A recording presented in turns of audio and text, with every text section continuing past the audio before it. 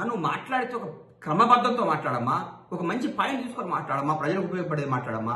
రేవంత్ రెడ్డి గారు పోతుంటే ట్రాఫిక్ ఎక్కువ అవుతుంది, రేవంత్ రెడ్డి గారు పోతుంటే అది అవుతుంది, ఆటో డ్రైవర్ ఒక పని చేయండి అమ్మా.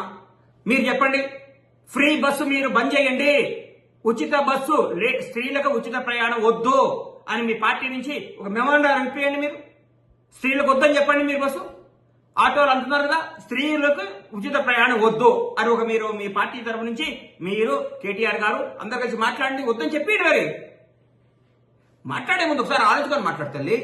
ఎట్లా పడితే అట్లా మాట్లాడకమ్మా. మాట్లాడితే రేవంత్ రెడ్డి గారు ఆయన కూడా దొరికిండు. ఎందుకంటే అందరూ దాక్షపండు పుల్లన, నువ్వు ముఖ్యమంత్రి, కేటీఆర్ గారు ముఖ్యమంత్రి, మీ ఇంట్లో వాళ్ళు ముఖ్యమంత్రి, మీరు దోచుకోవాలో మీరు ఏదో చేసుకోవాలనుకున్నారు. ప్రజలు దాన్ని తిరస్కరించారు. ఒక ప్రజానాయకుడిని, ప్రజాబలం ఉన్న నాయకుడిని, కాంగ్రెస్ పార్టీని, రేవంత్ రెడ్డి గారిని ముఖ్యమంత్రి చేశారు, బ్రహ్మాండంగా చేశారు.